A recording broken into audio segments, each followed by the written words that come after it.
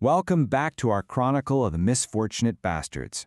They face down some truly terrifying monsters and strange magic, but their latest descent, well, it takes them into a whole new realm of pure, calculated cunning. Today, we're diving into a chapter filled with deadly traps and a discovery that's, frankly, pretty grim.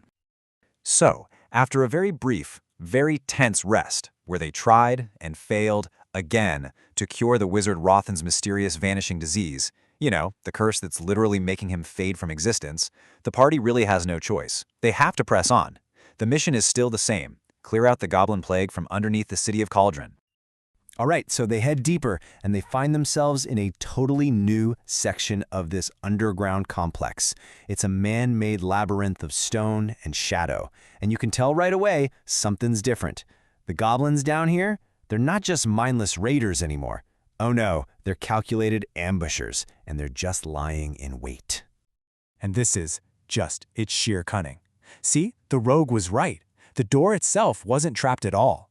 But the goblins used the party's own caution against them. They turned the entire room into the trap.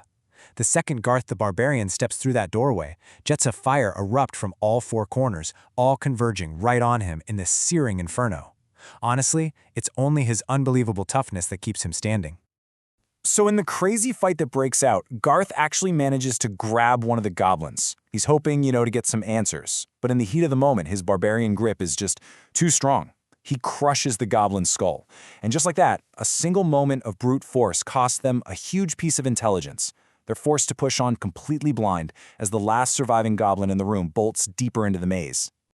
And this is where the situation just spirals out of control. Toril, the swashbuckler, he gives chase, right? But he runs headfirst into a second, even deadlier ambush. 6 more goblins pop out and just unleash these wands, filling the air with a choking acid fog. Toril just drops, motionless. And before the rest of the party can even process what happened, the goblins throw down another cloud of acid to cover their escape.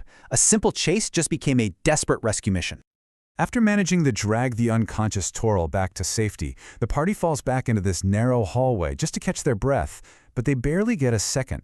From a side passage, a whole new horde of goblins comes charging at them, their swords literally blazing with fire and their acid wands ready to go.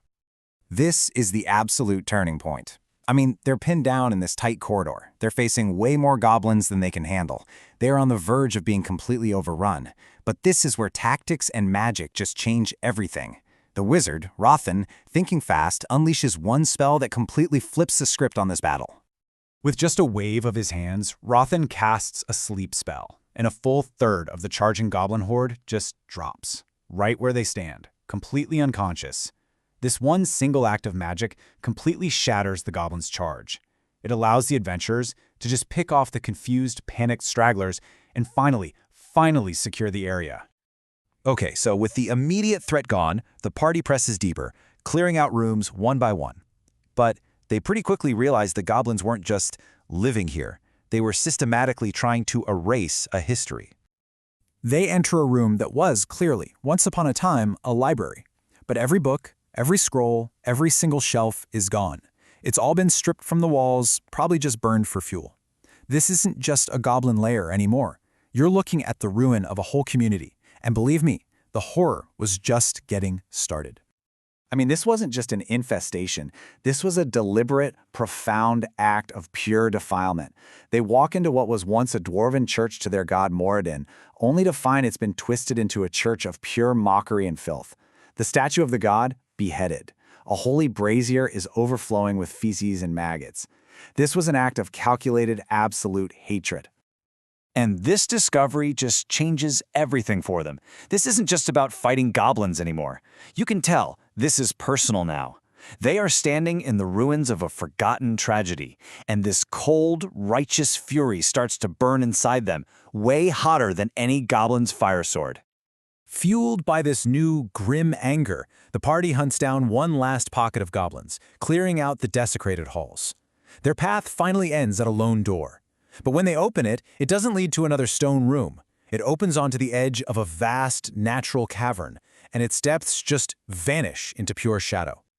At this point, they're exhausted, battered, and emotionally drained, so they make the smart call to use that magical artifact they've found, the Silver Key of Bastion, and they basically open a portal to their own otherworldly sanctuary, a safe place to rest, tend their wounds, and get ready for whatever is waiting for them in that darkness ahead. So they've survived the cunning traps, they've uncovered this desecrated history, and they've made it through the goblin's gauntlet.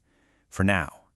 But the real source of this plague is still hidden, and you have to wonder, what secrets do the shadows of that final, dark cavern still hold?